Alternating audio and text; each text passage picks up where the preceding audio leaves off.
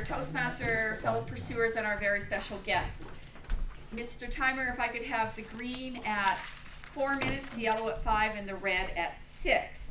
Tonight, Hazel, as usual, is always here very early, and the room is set on time. I was here at 6:30, and she pretty well had everything in place.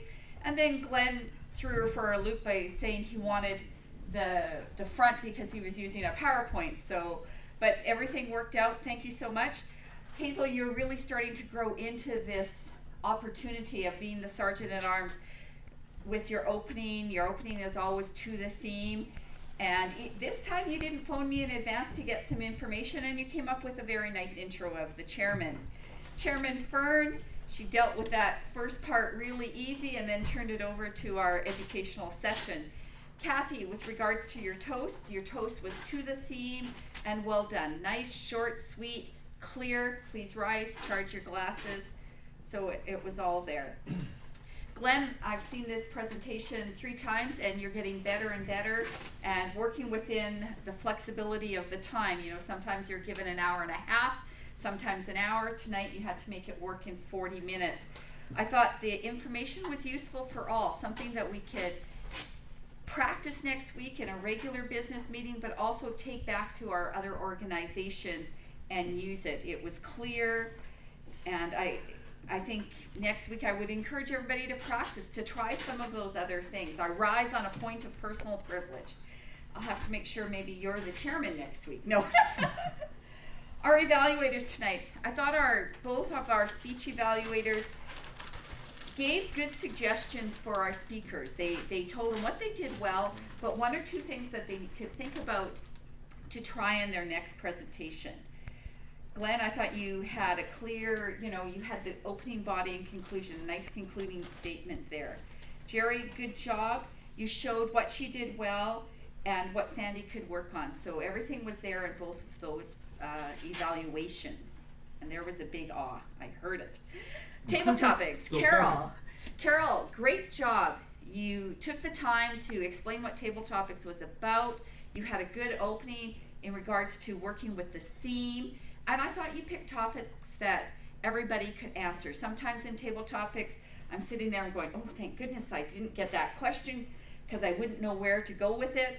And tonight, all the topics were good. They were easy to answer. I thought you had a good choice of speakers, with our numbers, because we're missing 3 regular members, with our numbers being a little low. You made sure you were very clear on who you wanted to pick for topics.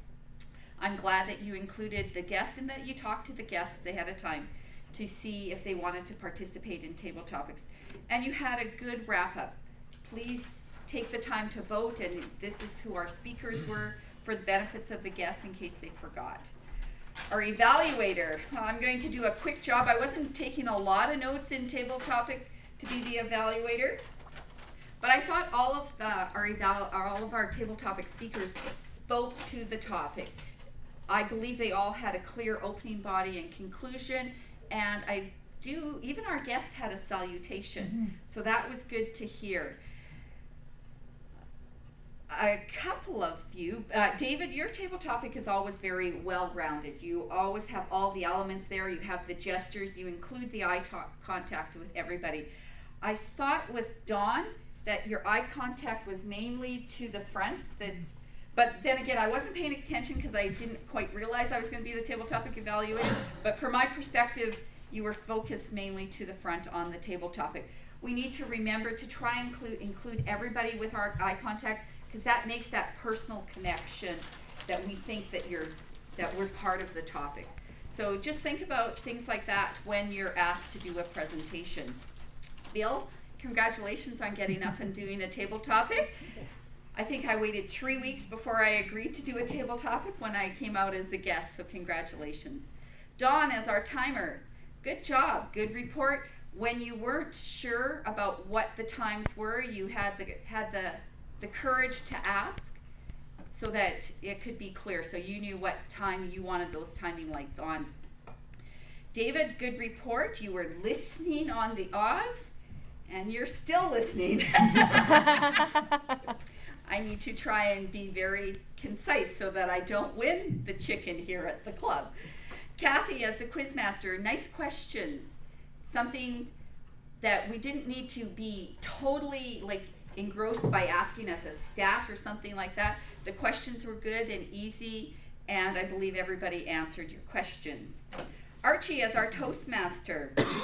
Good job, Archie. You kept everything moving. You did miss a few little timing miscues, and Dawn either asked or somebody else told Dawn, okay, just do the timing at this.